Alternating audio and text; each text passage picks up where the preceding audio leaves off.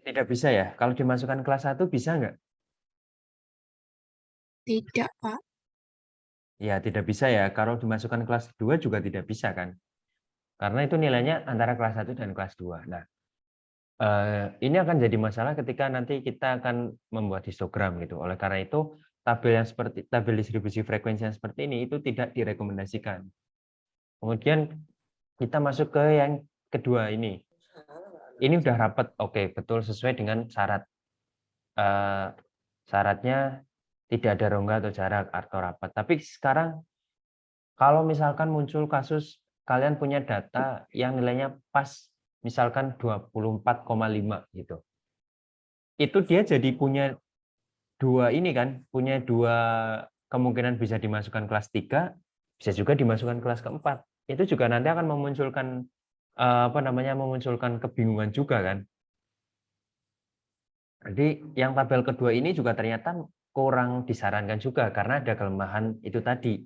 Misal ada angka yang nilainya tuh pas antara batas-batas di setiap kelas gitu. Nah, sekarang misalkan kalian ini pakai yang tipe ketiga ini, yang intervalnya disusunnya settingannya seperti ini. Misal punya nilai pengamatan sama dengan 29. Dia masuk ke kelas mana?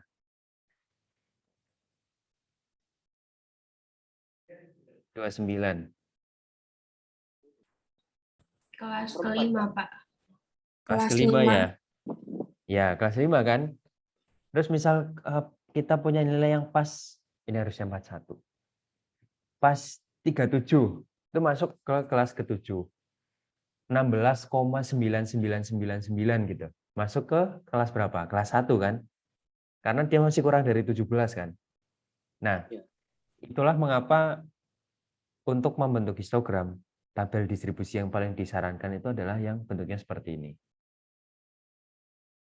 Kemudian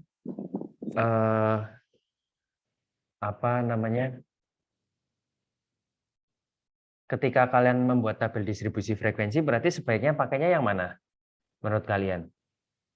Pakai yang ini atau ini?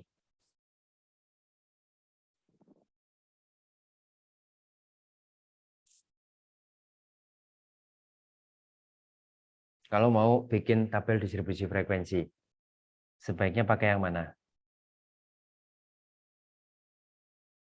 Pakai yang nomor 2, Pak. Yang ini? Iya. Kalau misal ketemu angka 28,5 mau masuk kelas mana? Kelas keempat. Kalau saya masukkan ke kelas kelima boleh nggak? Boleh, tapi double berarti, Pak. Itu, makanya itu. Untuk menghindarkan adanya kasus satu nilai itu bisa masuk double, disarankan ini pakai yang ini. Pakai yang tabel yang ketiga ini. Apalagi kalau kalian data penelitian kalian itu nilainya ada desimalnya, ada koma-komanya. Kalau misal mau dipaksakan pakai ini itu kan sangat sangat rentan kalau misalkan ada angka yang desimal yang letaknya di antara batas kelas gitu. Misal ini 16 dan 17. Nilainya 16,7. Itu mau masuk kemana gitu. Nah, itu jadi bingung juga. Tapi kalau misalkan data pengamatan yang dimiliki itu semuanya nilainya itu bulat, itu kalian masih bisa pakai yang ini. Pakai yang ini atau pakai ini juga masih bisa. Tapi kalau misalkan kalian punya data pengamatannya itu ada desimalnya gitu, sebaiknya pakai yang ini. Atau kalau mau membuat histogram juga sebaiknya pakai yang ini. Tuh, karena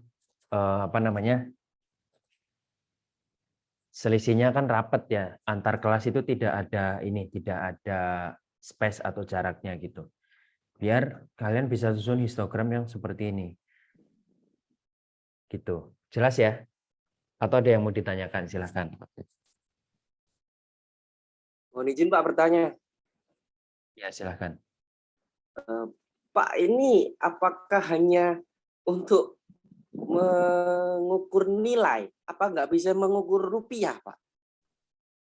Mengukur rupiah itu maksudnya seperti apa? Enggak, ini kan interval dari tadi kan nilai-nilai kelas, nilai-nilai perolehan apa perolehan ujian gitu. Kalau Ya. diganti dengan rupiah gitu, Oh, nilai mata uang maksudnya interval ya, nilainya itu nilai mata uang. Bisa, bisa. iya, Misalkan contohnya ini ya, data penghasilan warga kota Surabaya gitu. Itu kan rupiah kan? Nilainya rupiah iya, kan? iya, Pak. Misal yang dapat penghasilan 5 juta sekian orang, yang dapat penghasilan 4,5 juta rupiah sekian orang. Itu bisa kita pakaikan, kita buatkan tabel distribusi frekuensi yang intervalnya itu menunjukkan nilai apa namanya, nilai penghasilan yang itu kan dinotasikan dalam rupiah ya, Iya, Pak. diwakilkan dalam mata uang rupiah itu bisa. Misal interval ke-1 misalkan dimulai dari anggaplah 2,5 juta gitu. 2,5 juta sampai 3,5 juta. Kemudian di interval keduanya berarti 3.501.000 gitu misalkan ya. Sampai misalkan 4,5 juta gitu. Bisa. Itu Jadi pakai asalkan tabel yang mana, Pak? apa? Pakai tabel yang bulat atau ada yang desimal-desimalnya? Oh, yang desimal yang ini ya maksudnya ya. Ya, menurut saya pakai tabel yang angka bulat ini kan tabel yang pertama ini kan angkanya bulat-bulat, Pak. Betul. Intervalnya. Ya. Eh, Atau makanya yang Pak, pakai desimal ini gitu ya. iya, yang seharusnya. Ya, kalau saran saya ya, kalau mau pakai yang bulat ini boleh, dengan catatan apa, dengan catatan kalian bisa menjamin bahwa tidak ada sampel kalian, tidak ada anggota sampel kalian yang nanti tidak bisa dimasukkan ke kelas yang tersedia gitu. Contoh kayak tadi, misalkan ini apa ya? Misalkan ini anggaplah 13 ini tuh maksudnya 13 juta gitu. Oke, 13 Pak. juta rupiah misalkan ya. Ya, Misalkan ini anggaplah ini kalibrasi jadi intervalnya itu menunjukkan penghasilan dalam rupiah gitu. Ya, iya, Pak. anggaplah ini adalah penghasilannya warga Surabaya di tahun 2040 gitu. Orangnya udah kaya-kaya, jadi intervalnya itu mulainya 13 juta gitu, misalkan gitu ya. Nah, Oke, Pak. terus misal Ahmad ini mau, saya mau bikin distribusi frekuensinya kayak gini aja Pak gitu. Oke, silahkan. 13 juta sampai 16 juta. Kelas kedua 17 juta sampai 20 juta dan seterusnya. Tapi kok pas apa namanya, pas lihat datanya misalnya ada 1.000 orang nih kan. Tiba-tiba ada satu orang yang misalkan nilai penghasilannya itu 16 juta, tidak pas 16 juta. Misal 16 juta ini 450.000. Misal seperti ini. Ini mau masuk kelas mana, Ahmad? Kelas 1 bisa nggak? Bisa? Ya nggak bisa dong, kan batasnya cuma sampai 16 juta saja. Kayak gini. Oh, Kan 13 kayak gini. Yang ini sama ya, juta gitu. Kak, iya. biar space-nya lebih ringkas saja, jadi saya tuliskan depannya gitu. Enggak ini kan, enggak apa namanya, enggak bisa kan? Bingung kan nanti, loh ini mau dimasukkan kelas mana gitu kan? Iya, Pak. Ya, nah terus buat alternatifnya saya nyaranin ke Ahmad nih, misal Ahmad jadi wali kota, saya jadi ajudannya gitu. Pak, ini sebaiknya pakainya yang ini aja Pak, yang tabel ketiga gitu. Intervalnya kita settingnya itu bukan pakai yang antara seperti ini, tapi pakainya yang model kurang dari, sama dengan, dan kurang dari gitu. Terus, oh ya coba dimasuk-masukkan datanya gitu. Terus kemudian di tengah-tengah saya nemu misalkan seperti ini, apa namanya, 21 juta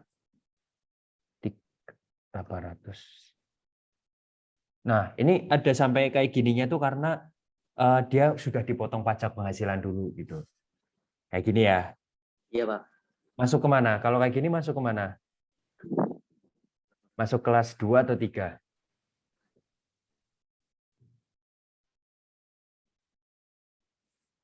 Kelas 3, Pak. Kelas 2 bisa. Kelas 3 kan?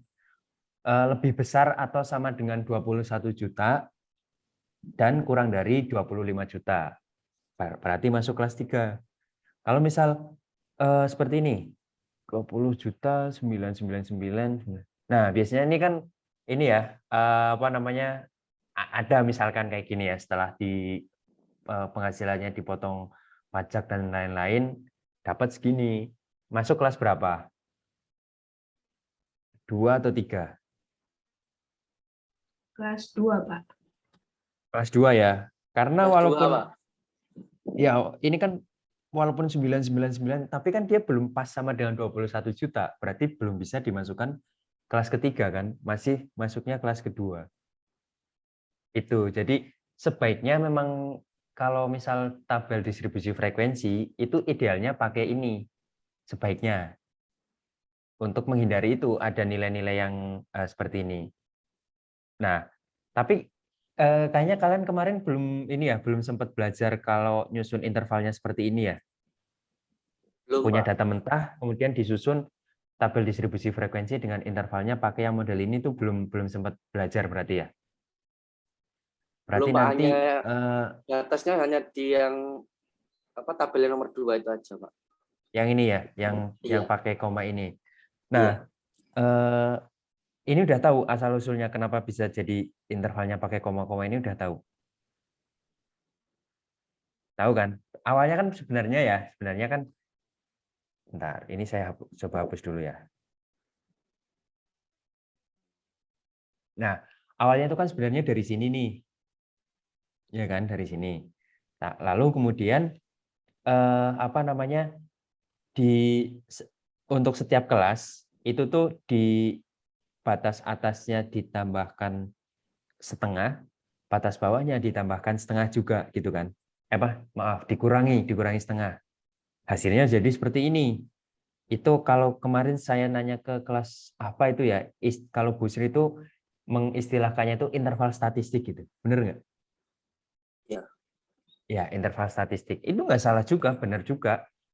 Jadi 3 tabel ini tuh nggak ada yang salah gitu. Cuma kita nanti melakukan penelitian di lapangan itu kan kita tidak bisa memaksakan tetap harus pakai ini, tapi kita harus berkompromi tergantung dengan data yang kita miliki gitu kan. Kalau misalkan mau pakai ini boleh dengan catatan tadi itu kita bisa menggaransi setiap anggota datanya itu bisa masuk ke kelasnya masing-masing gitu, bisa punya kelas. Mau pakai ini nggak apa-apa, bagus juga. Ini nanti akan mengakomodir nilai-nilai desimal, misal kayak tadi ya 16,4 juta. Kalau pakai ini dia tidak ada anggotanya, tapi kalau pakai ini dia bisa masuk ke kelas 1 gitu. Kalau pakai ini bisa boleh juga nggak salah. Tapi kalau yang ini itu masih mungkin muncul masalah baru lagi. Misalkan gini, kita kembalikan misal topiknya ini tentang penghasilan warga Kota Surabaya ya. Iya, Pak. Kok ya dilalap pas misal sampelnya itu 10.000 gitu ya. Dari 10.000 sampel kok pas ada satu orang yang penghasilannya segini. Atau 16,5 juta gitu. Nah, kalau kayak gini dia jadinya mau dimasukkan kelas mana? Kelas 1 apa kelas 2? Double, Pak. Iya kan, bingung kan? Mau kelas 1 bisa, mau kelas 2 juga bisa. Nah, oleh karena itu disempurnakan lagi pakai tabel ini. Kalau pakai tabel ini jelas dia masuknya ke kelas 1 kan, karena dia kurang dari 17. Gitu. Jadi ibaratnya gini, awal mula adanya tabel distribusi frekuensi itu ini. Kemudian disempurnakan lagi pakai ini. Nah, ternyata masih mungkin ada muncul masalah lagi tuh, yang tadi itu yang 16,5 itu. Nah, disempurnakannya lagi pakai yang ini. Jadi dianggap ini tuh kayak versi yang paling halus gitulah dari di antara tabel-tabel yang lain gitu. Tapi kalau misal mau pakai ini juga tidak apa-apa. Boleh, asalkan itu tadi, asalkan tidak ada masalah-masalah muncul yang seperti ini. Terus kemudian tadi kalau mau pakai tabel yang ke-1 itu tidak muncul masalah yang misalkan ada anggota yang tidak bisa dimasukkan ke kelas mana gitu. gitu. Jelas nggak? Jelas, Pak. Oke. Berarti ini mungkin ini ya saya masukkan juga untuk tambahan di video pembelajaran ya tentang cara menyusun tabel distribusi frekuensi yang intervalnya pakai model seperti ini ya. Ya, Pak. Oke. Berarti saya minta tolong satu anak untuk catatkan materi-materi yang harus saya tambahkan di video pembelajaran. Karena saya nanti di video pembelajaran itu saya menyesuaikan ke kalian gitu. Kalian belum dapatnya apa, kalian butuhnya apa, nanti saya sediakan gitu. Sekaligus latihan soalnya. Siapa yang mau bersedia membantu saya mencatatkan? Nanti biar setelah kuliah ini selesai diinformasikan ke saya. Coba. Oh, Ahmad sekalian deh, karena tadi Ahmad yang nanya ya. Ya, jadi ini ya menyusun tabel distribusi frekuensi yang tipe 3 lah ya, anggaplah tipe 3 ya, yang kurang dari sama dengan ini kita anggap tipe 3 gitu.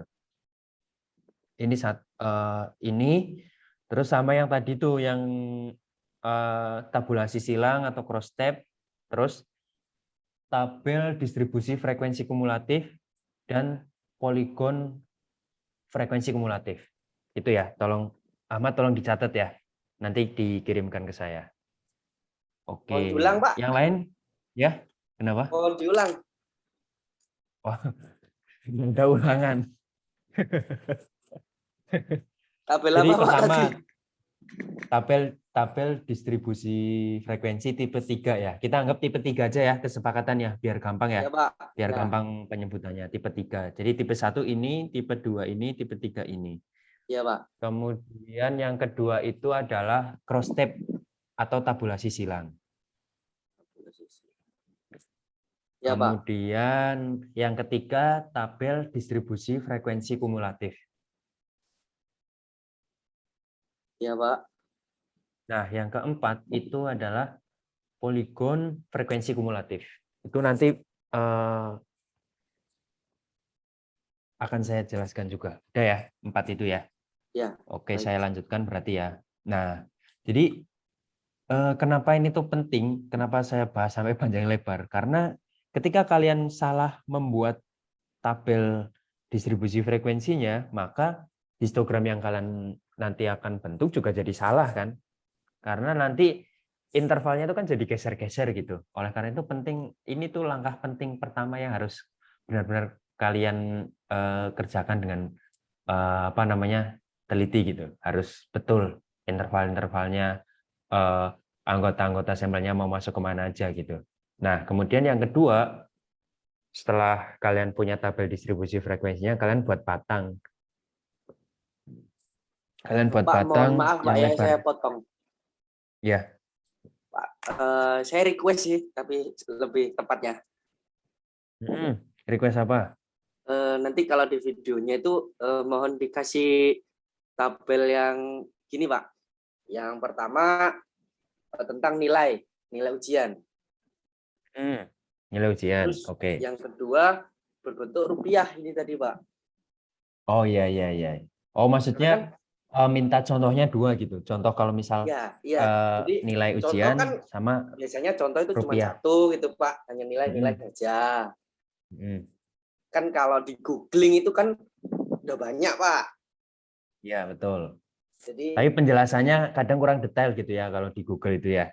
iya. Oke. Ya, nanti saya jelaskan ya. Tapi misal nanti video pembelajarannya jadi panjang sampai 2 sesi, kalian jangan bosen lihatnya ya. Kalau bosen salahkan Ahmad berarti ya. Iya, Pak, siap. Iya, oke. Ya, nanti saya tolong dicatat berarti ya. Iya, Contohnya berikan 2, nilai ujian dan uang gitu ya, rupiah Ya, gitu ya. rupiah. Oke, siap.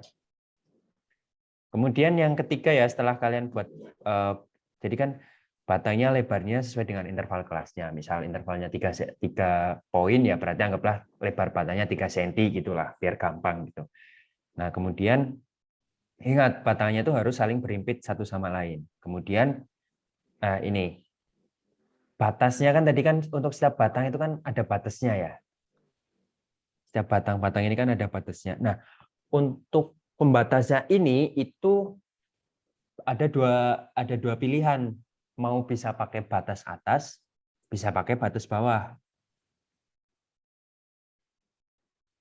Nah ini, jika batas untuk batang histogram setiap kelasnya itu adalah memakai batas bawah, maka nilainya itu ditempatkan di bagian tepi sebelah bawah, sebelah kiri ya, sebelah kiri tabelnya. Sebentar, saya kopikan lagi biar kalian paham ilustrasinya.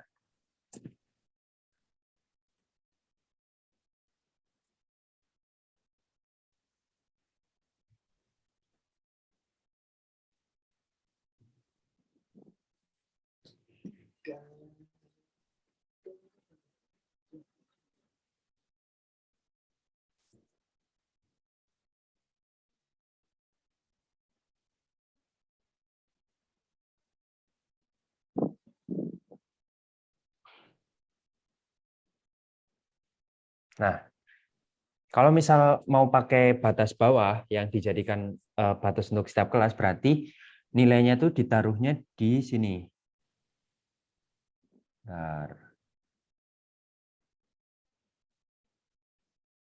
Nilainya itu ditaruhnya di sini.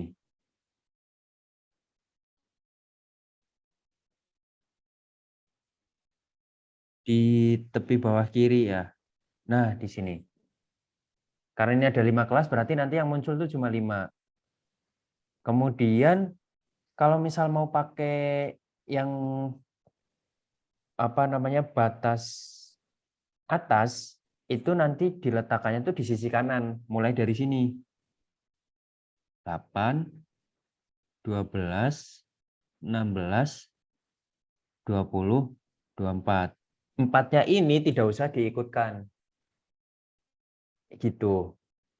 Nah, biar mudah ya, biar mudah.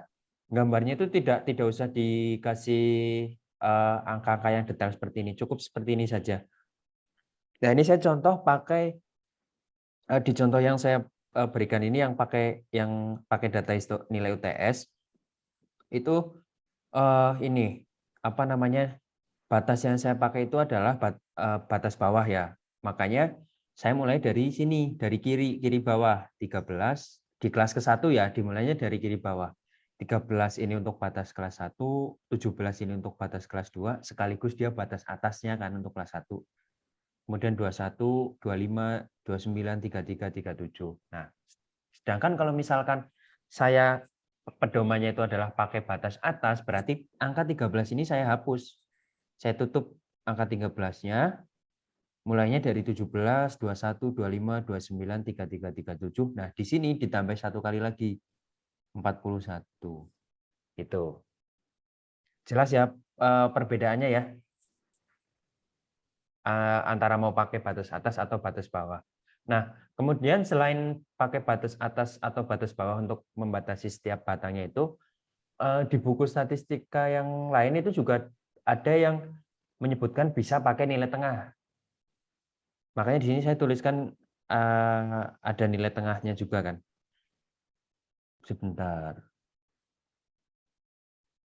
Nah, ini. Di bagian tengah. Sebelah bawah pada setiap batang. Jadi kalau misal ada opsi ketiga yang bisa kalian pakai itu adalah pakai nilai tengahnya. Contoh misalkan yang data tadi ya, pakai titik tengahnya kan ini 14,5, 18,5. Berarti nanti kalau mau pakai titik tengah ditaruhnya di yang ini angka-angka 6, 10, 14, 18, 22. Berarti yang 8, 12, 16, 20, 24 itu dihilangkan. Kalau misal mau pakai angka tengah di histogram nilai UTS berarti di sini tadi berapa? 14,5, terus di sini 18,5 dan seterusnya gitu. Nah, kemudian setelah kalian buat histogramnya, kalian labeli ya, biar orang tahu itu tuh yang di sumbu X-nya itu apa sih gitu. Di sumbu Y-nya itu apa gitu. Nah, di X-nya dilabeli nilai datanya, misalkan nilai UTS berarti ya di sumbu X-nya ditulis nilai UTS gitu. Nah, contohnya seperti ini. Jadi saya punya nilainya seperti ini ya. Kemudian saya konversikan ke tabel distribusi frekuensi, ketemunya ini. Tabelnya seperti ini. Pakainya yang tipe 3. Biar apa? Biar tidak ada rongga yang muncul di antara kelas-kelas yang sudah kita buat itu. Lalu kemudian setelah itu histogramnya terbentuk seperti ini. Nah, setelah histogram terbentuk, apakah sudah selesai? Belum ternyata. Ternyata ada satu tahapan lagi, yaitu kita melakukan analisis atau interpretasi ya terhadap histogram yang kita miliki. Analisis atau interpretasi ini tidak perlu panjang-panjang, yang penting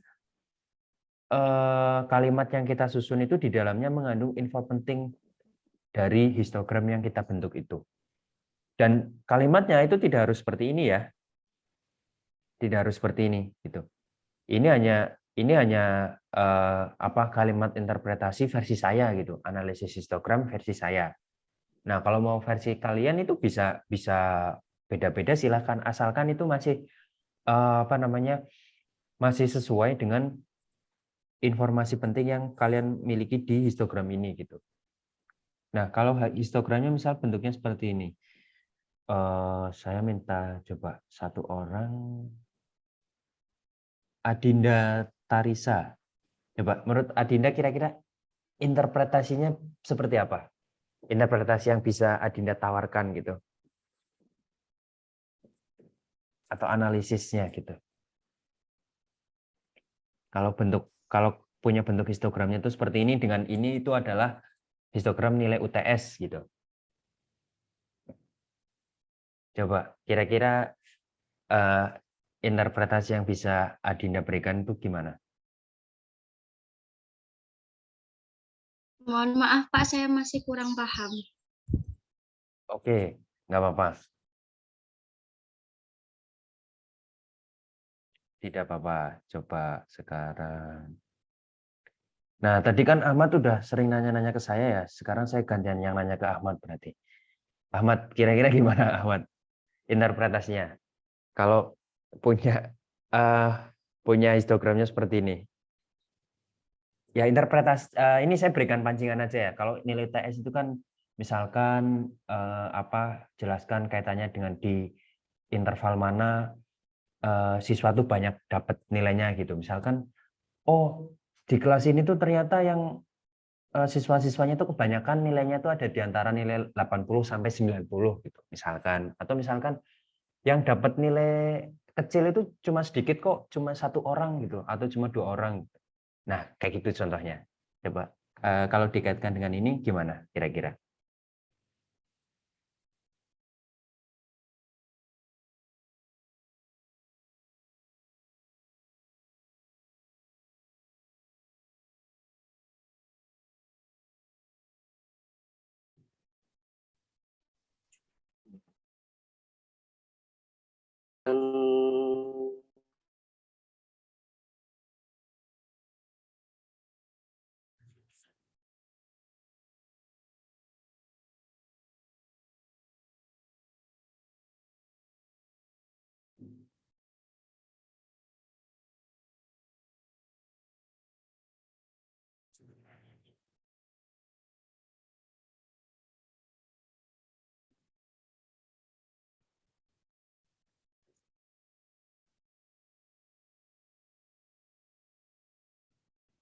Gimana Ahmad?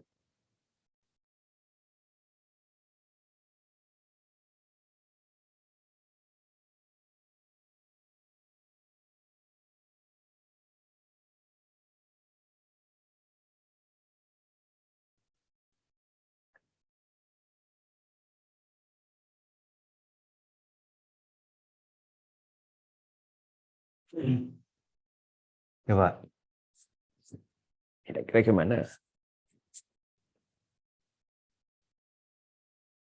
Kan tadi sudah dijelaskan kalau batangnya semakin tinggi berarti frekuensinya semakin banyak gitu di kelas tersebut gitu ya.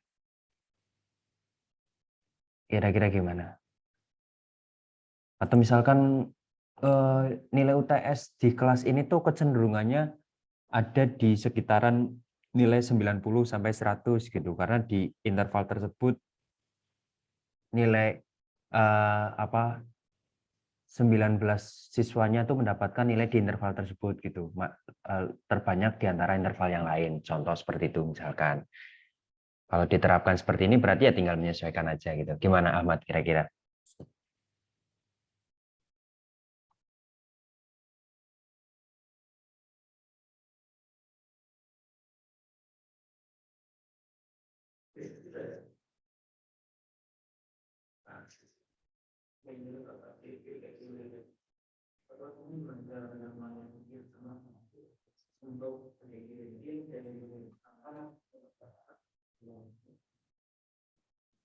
Jadi gini Pak, Ya. Mana? jumlah kelas yang terbentuk adalah 21 kelas. 21 Maka kelas kok banyak banget.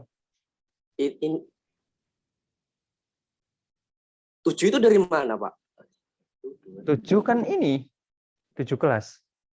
Ya ini aja dari sini ke sini itu kan pakai yang itu cara pertama ditentukan dulu nilai nilai maksimal dan minimalnya dikurangi berapa, dikurangi terus kemudian dilogkan itu loh. Kan kalian kan sudah belajar cara buat distribusi frekuensi kan dari data yang mentah itu. Nah itu dari situ langkah-langkahnya sama. Ini sengaja saya lompati kan karena saya nganggapnya kalian sudah paham ya, sudah paham caranya gitu.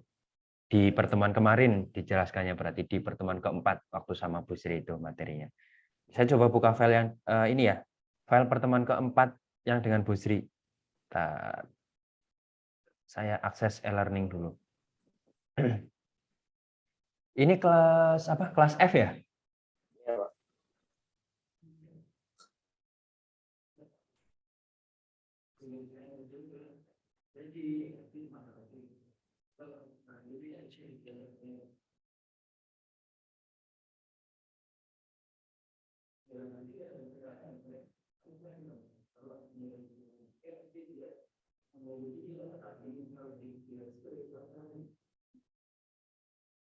Materi keempat.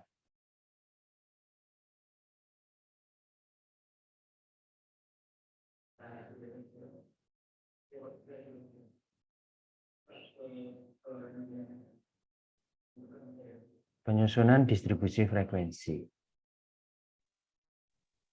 Yang kelas itu kalau tidak salah yang 1 plus log n itu ya Pak? Betul yang itu. Nah ini loh, yang bentar.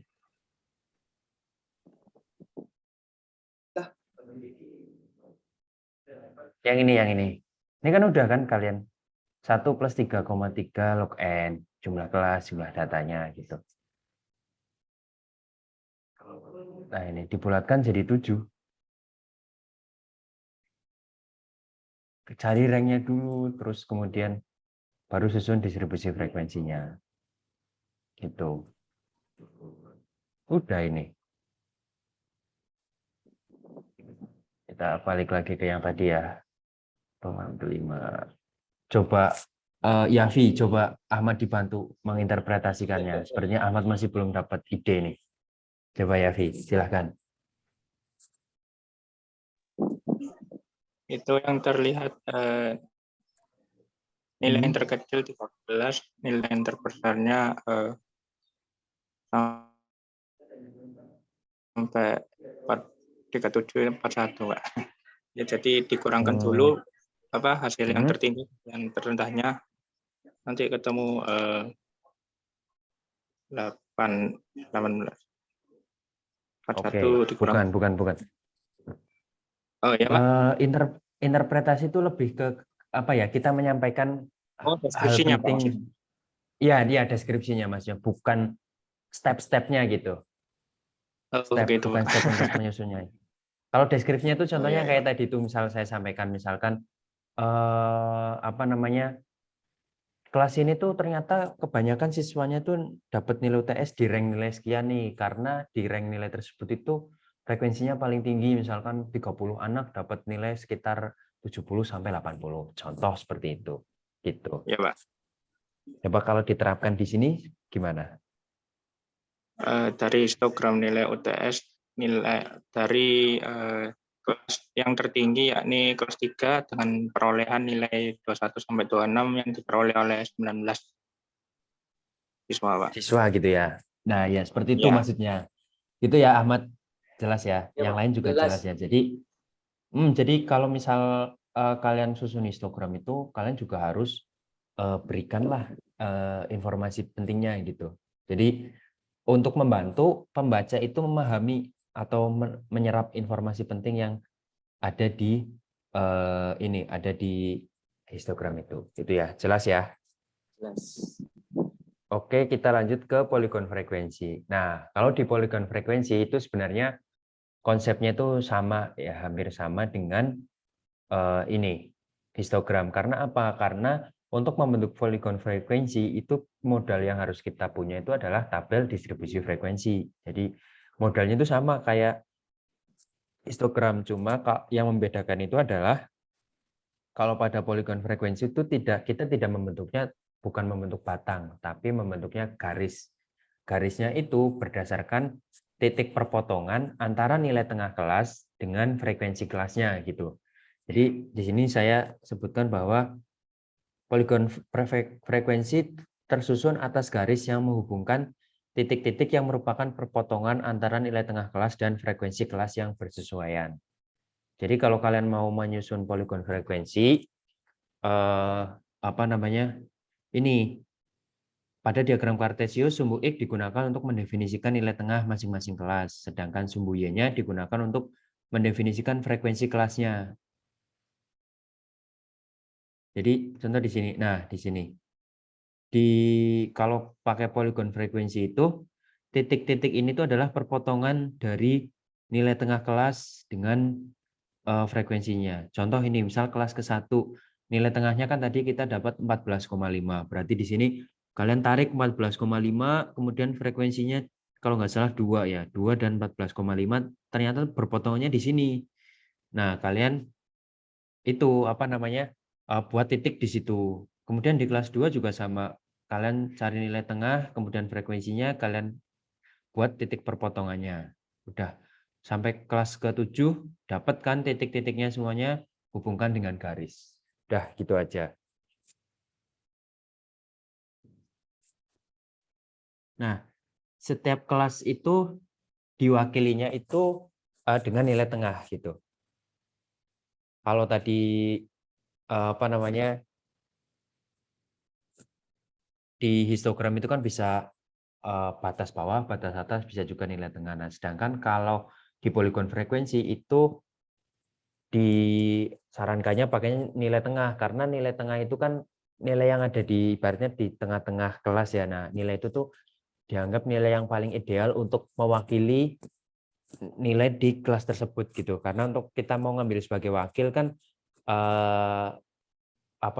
kalau bisa ambilnya yang paling ideal untuk mewakili gitu. Nah, oleh sebagian pakar statistik itu berpendapat bahwa ketika kita akan mengambil suatu nilai yang digunakan untuk mewakili interval kelas, itu yang paling ideal itu adalah nilai tengahnya untuk mewakili, bukan nilai batas atas maupun batas bawahnya. Karena apa? Karena nilai batas bawah atau nilai batas atas itu dia kan bisa jadi miliknya dua kelas kan. Misal contohnya tadi ini kita pakai nilai anggaplah misal 13,5 gitu. Nah, 13,5 itu kan jadi miliknya batas untuk kelas yang 1 dan batas bawah untuk kelas 2. Nah, sedangkan kalau nilai tengah itu kan tidak mungkin dia akan menjadi milik dua kelas kan. Artinya gini, nilai tengah kelas ke-1 mungkin nggak jadi nilai tengah kelas kedua? Nggak mungkin kan? Nah, oleh karena itu nilai tengah lah yang paling dianggap mewakili gitu. Nah, setelah dibuat seperti biasa disusun interpretasinya untuk membantu pembaca memahami apa yang kalian peroleh di poligon frekuensi tersebut.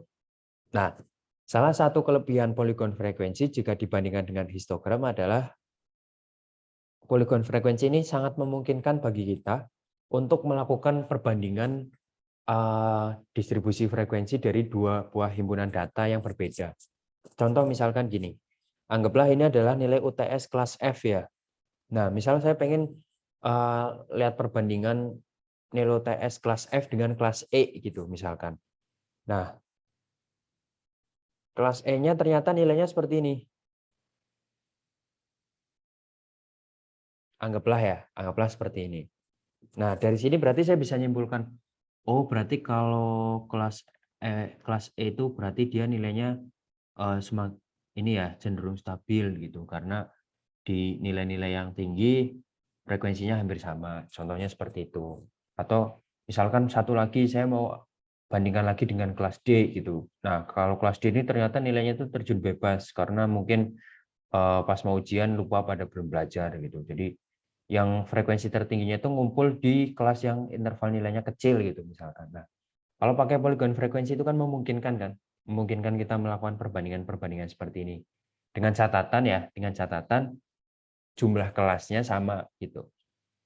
Kalau misal jumlah kelasnya tidak sama, itu kan nanti perbandingannya jadi tidak imbang gitu, jadi tidak balance gitu. Misal kelas F kelas distribusi frekuensinya ada 7, tapi yang kelas D itu misal distribusi frekuensinya itu kelasnya hanya ada 4 atau hanya ada 5 itu. Misalkan ya. Itu kan jadi tidak ini ya, jadi kurang berimbang gitu. Nah, seperti ini. Gitu. Nah, sedangkan kalau misal histogram, coba misalkan kita akan membandingkan 3 kelas tapi pakainya histogram ya, misal.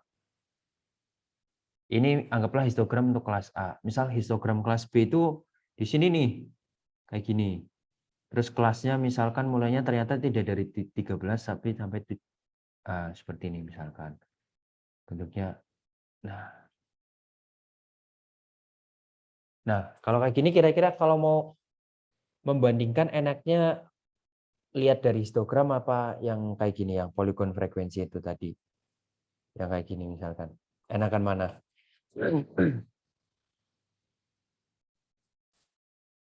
Enakan pakai ini kan, pakai poligon frekuensi kan?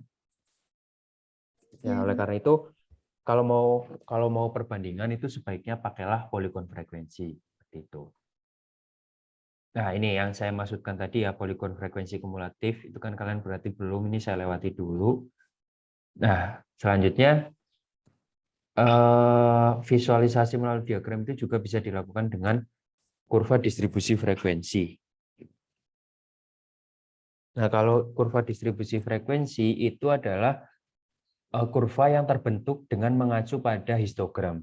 Jadi bedanya dengan poligon frekuensi itu tadi, kalau poligon frekuensi itu tadi itu kan acuannya titik ya, titik perpotongan antara nilai tengah dan frekuensi. Tapi kalau kurva distribusi acuannya itu adalah bentuk histogramnya. Jadi kalau mau membentuk kurva distribusi frekuensi itu kalian harus buat histogram dulu.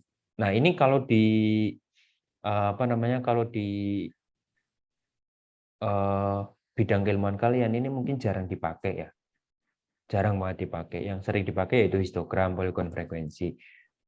Ini tuh biasanya dipakainya itu adalah di ini ya, di yang keilmuan statistik, karena ini biasanya nanti dipakai untuk melihat sifat distribusinya itu seperti apa, apakah misal melenceng ke kiri atau melenceng ke kanan atau misal simetris gitu. Tapi ini saya sampaikan saja untuk informasi tambah ilmu tambahan bagi kalian. Nah, ini contohnya misalkan kalau kita pakai histogramnya nilai UTS gitu.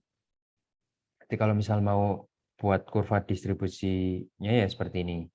Anggaplah, nah, naik terus turun seperti ini. Nah, kira-kira seperti ini. Jelas nggak sampai sini? Jelas ya? Nah, kalau jelas saya lanjut ke penyajian data dalam bentuk diagram. Nah, kalau tadi itu kan grafik, nah sekarang diagram. Nah, kalau menyajikan data dalam bentuk diagram itu seperti yang tadi saya jelaskan di awal ya, itu adalah ketika data yang kalian miliki itu terdiri dari beberapa kategori atau data yang kalian miliki bentuknya datanya kualitatif gitu. Nah, untuk merefresh ingatan kalian, apa ini? Coba.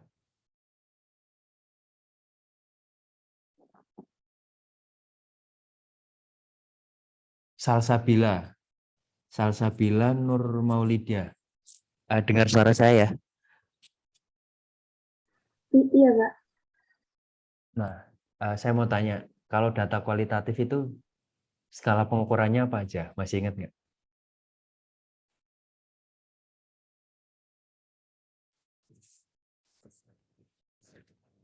Ini kayaknya dipelajari di pertemuan kedua, kalau nggak salah ya. Skala data, skala pengukuran, jenis-jenis data itu dipelajari di pertemuan kedua. Biasanya kalau misal datanya itu kualitatif, itu biasanya skala pengukurannya pakainya apa? Masih ingat nggak? Salsabila. Skala nominal mungkin, Pak. Ya, gimana? Apa? Skala nominal. Bukan. Satu aja. Skala nominal, skala ordinal. Udah, nominal dan ordinal aja. Nggak ada samanya lagi ya, cuma dua itu. Kalau interval dan rasio itu kan sudah ini ya, sudah untuk yang kuantitatif ya. Yang kualitatif, yang numerik itu. Nah, jadi itu kalau misal kalian punyanya data kategorik, kalian pakainya diagram. Diagram yang paling banyak dipakai itu biasanya itu adalah diagram batang dan diagram lingkaran. Kalau diagram batang, saya rasa kalian udah paham lah tanpa saya jelaskan panjang lebar apa yang saya tulis di sini tuh kalian sudah paham ya apa itu diagram batang dan bagaimana caranya. Jadi saya jelaskan secara singkat saja untuk diagram batang. Kalau diagram batang itu berarti ya kalian punya data yang terdiri dari beberapa kategori, kemudian setiap kategori itu ada nilainya. Jadi kalau kalian mau buat diagram batang ya tinggal kalian susun di sumbu X itu adalah masing-masing kategori, kemudian persegi panjangnya itu nanti disusun sesuai dengan frekuensinya gitu ya. Jadi kalau semakin tinggi itu berarti frekuensinya semakin banyak. Nah, itu untuk kalau diagram batang. Selanjutnya adalah diagram lingkaran. Nah, diagram lingkaran ini kadang yang perlu kita perlu kita pelajari lebih rinci lagi daripada diagram batang karena untuk menyusun diagram lingkaran itu prosedurnya ya lebih kompleks sedikit daripada diagram batang. Karena apa? Karena dalam diagram lingkaran itu kita akan mengkonversi kontribusi nilai untuk masing-masing kategori ke dalam satuan sudut. Karena kan kalau lingkaran itu kan dia pedomannya kan sudut kan.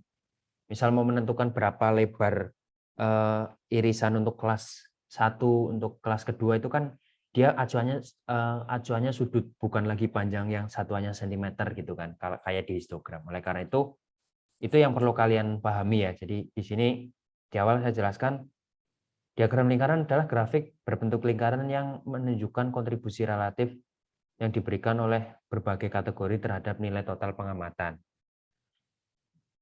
Sedangkan irisan lingkaran itu mewakili kontribusi masing-masing kategori. Nah, jadi bentuk diagram lingkaran itu ya yang seperti yang kalian pernah lihat itu lingkaran terus di dalamnya ada irisan-irisannya sebanyak kategori yang kalian miliki. Nah, di sini saya tuliskan setiap kontribusi sebesar 1% dari dari suatu kategori itu nilainya itu setara, irisan di lingkarannya itu setara dengan sudut 3,6 derajat. Gitu. Nah, bagaimana cara mencari besar sudutnya nanti saya jelaskan di bawah. Nah, di sini yang perlu kalian perhatikan itu adalah pada diagram lingkaran itu dia kurang cocok kalau kita memiliki terlalu banyak kategori dalam data. Kenapa tidak cocok kalau kategorinya banyak? Karena semakin banyak kategori itu akan semakin mempersulit kita untuk melihat perbedaan antar masing-masing kategori. Contohnya seperti ini. Ini kan kategorinya banyak banget ya. Mungkin ada sekitar 20-30-an lah. Nah, coba misalkan ini yang angka irisannya kecil-kecil ini. Kita lihat perbedaannya kan jadi susah kan. Artinya kita jadi butuh usaha ekstra dan itu belum tentu akurat gitu karena penglihatan manusia kan terbatas. Nah, oleh karena itu kalau misalkan kalian punya kategorinya itu terlalu banyak, saran saya pakailah diagram batang, bukan pakai histogram gitu ya. Bukan pakai diagram lingkaran maksudnya. Nah, ini kalau kategorinya itu masih relatif sedikit gitu. 5 kategori kan sedikit. Nah, kalau bacanya kayak gini kan enak kan. Oh, yang kerja di manufacture 33%, irisannya segini. beda signifikan dengan yang 8,3% kerjanya di janitorial seperti itu. Jadi kalau kategorinya sedikit, oke lah masih bisa pakai diagram lingkaran. Tapi kalau pakainya kategorinya terlalu banyak, pakailah diagram batang gitu. Nah, kalau ini adalah langkah-langkah kalian membuat diagram lingkarannya ya. Jadi pertama buat lingkaran dulu, kemudian tentukan nilai sudut untuk setiap kategori. Rumusnya seperti ini. Besar sudut setiap kategori itu nilainya sama dengan frekuensi relatif kategori tersebut dikali 360 derajat. Nah, bagaimana cara mengukur frekuensi relatif? Frekuensi relatif itu rumusnya ada lagi, sama dengan frekuensi di kategori ke X dibagi total pengamatan. Dengan batasan nilai untuk frekuensi relatif ini itu adalah berkisar antara 0 sampai 1. Nah, kalau sudah dapat sudut untuk masing-masing kategori, tinggal digambar irisannya di lingkaran yang sudah kita buat di step ke-1. Contohnya di sini. Saya pakai data penjualan mobil ya. Untuk Kabupaten X Karasidenan Semarang. Berarti kan ada 5 kategori. Nah, pertama saya buat frekuensi relatifnya. Frekuensi relatif berarti frekuensi masing-masing kategori 52, 40 sampai 65 dibagi totalnya. Totalnya ada 245 dibagi 245. Nah, hasilnya ini 0,2122 sampai 0,2653. Nah, setelah dapat ini kalian tentukan besaran sudutnya dengan cara dikalikan 360 derajat. Nah, setelah dikalikan hasilnya ketemu kan sudut-sudutnya sekian.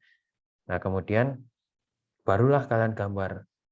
Nah, di sini angka-angka di sini itu menunjukkan jumlah penjualannya. Jadi ini untuk mempermudah pembaca memahami apa yang ada di diagram lingkaran tersebut. Sampai sini jelas? Jelas ya? Oke, ya untuk materinya habis sampai untuk minggu ini, untuk pertemuan kali ini materinya cuma sampai sini.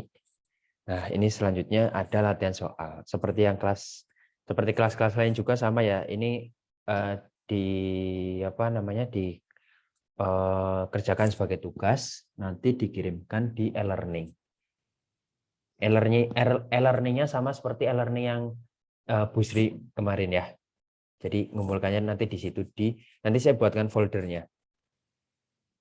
Waktu pengerjaannya 1 minggu, dikumpulkan maksimal minggu depan sebelum kuliah berlangsung. Jadi kalau nanti saya berikan cut off ini ya, cut off waktu gitu. Jadi misal lewat waktu sekian yang sudah hangus gitu, tidak bisa dikumpulkan. Nah, yang soal ke-1 ini kalian diminta untuk membuat diagram batang dan diagram lingkaran. Kemudian soal kedua, kalian diminta untuk membentuk poligon frekuensi berdasarkan distribusi frekuensi. Jadi pertama buat dulu distribusi frekuensinya, kemudian buat poligon frekuensinya. Nah, untuk yang soal nomor 3, histogram ya. Bentuk histogram, kemudian gambar juga di kurva distribusi frekuensinya. Kemudian kalian berikan interpretasinya. Yang soal nomor 4, kalian diminta untuk membentuk diagram batang. Nah, kemudian yang dari soal nomor 4 itu, soal nomor 5 itu mereduksi dari soal nomor 4 ya. Jadi ini kan ada 10 maskapai, kemudian klasifikasikan jadi 2 kategori, yaitu nasional dan internasional. Kemudian buat diagram lingkaran berdasarkan jumlah penumpangnya. Nah, untuk tugasnya ini kita kesepakatan ya, karena ini kan teori, berarti ditulis tangan, tidak dikerjakan dengan menggunakan software gitu. Jadi misal contohnya ini, di soal nomor 3 gitu, kalian diminta untuk membuat histogram. Nah, kalian karena pengen cepat, histogramnya dibuat di Excel gitu misalnya, atau SPSS, kemudian outputnya di print, digunting, ditempel di lembar kerja kalian. Jangan seperti itu ya. Ya kalau mau seperti itu silahkan, nggak apa-apa, tapi mungkin ya dapat nilainya maksimal cuma 20% lah dari total nilai yang mungkin bisa diperoleh gitu. Ya. Jadi tolong, karena ini teori, jadi dikerjakannya secara manual ya, secara ya tulis tangan gitu. Nah, nanti ada sendiri Prakteknya nanti ada sendiri. Seperti itu ya. Ya, Untuk Pak, tugas jelas. Siap. Ya, untuk tugas jelas ya berarti. Ya, Jelas, Pak. kalau tidak ada yang ditanyakan lagi, berarti untuk kuliah hari ini saya akhiri sampai sekian. Apabila ada kesalahan, saya mohon maaf dan semoga apa yang kita pelajari hari ini bermanfaat. Saya akhiri. Assalamualaikum warahmatullahi wabarakatuh. Mohon maaf. Ya, ditet.